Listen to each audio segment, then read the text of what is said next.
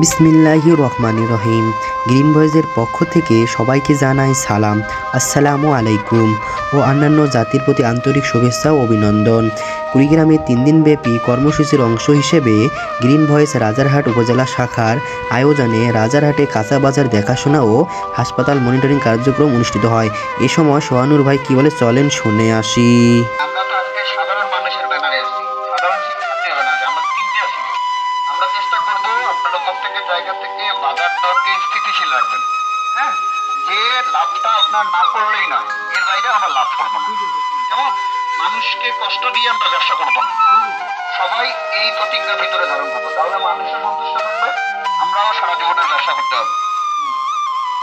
লেবু কত করে আলা 10 টাকা কত করে কিনছেন? 130 টাকা পণ। আচ্ছা আচ্ছা, 35 টাকা। আচ্ছা আচ্ছা, ঠিক আছে, সমস্যা নেই। এই রসিদ আছে, আপনি যে কিনছেন আলু যেখান থেকে রসিদ আছে? আচ্ছা, এরপর থেকে কেনাকাটা করবেন রসিদি, হ্যাঁ, টাকা রসিদি, যার কাছ থেকে কিনবেন। আপনারা সবাই রাজারহাটের কাঁচা বাজারের ব্যাপারে তো শুনলেন, এখন আসল কথায় আসা যাক। এছাড়াও গ্রিন ভয়েসের সাথে উপস্থিত ছিলেন কুড়িগ্রাম জেলা শাখা ও কুড়িগ্রাম সরকারি কলেজ শাখা গ্রিন ভয়েস, রাজারহাট উপজেলা শাখার সকল সদস্যবিন্দু, রাজারহাটে সাধারণ শিক্ষার্থী ও গ্রিন ভয়েস রাজারহাট উপজেলা শাখার নিত্য প্রয়োজনীয় দ্রব্যের দাম সহনশীল রাখা ও হাসপাতাল কর্তৃপক্ষের দায়িত্বশীলতা বজায় রাখার সচেতনতামূলক অভিযান সম্পন্ন।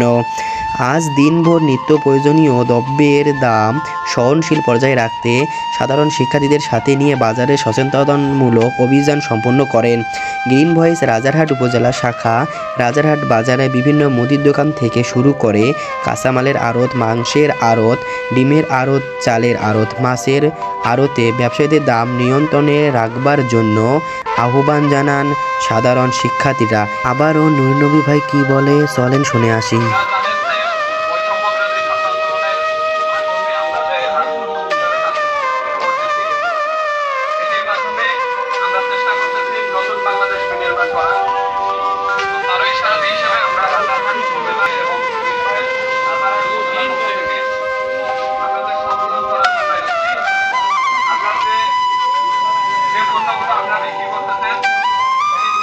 এ সময় শিক্ষার্থীরা প্রয়োজনীয় পণ্যের দাম যাচাই করে কিছু কিছু জায়গায় বিচ্যুতির প্রমাণ পেয়ে ব্যবসায়ীদেরকে সতর্ক করেন সাধারণ শিক্ষার্থীরা।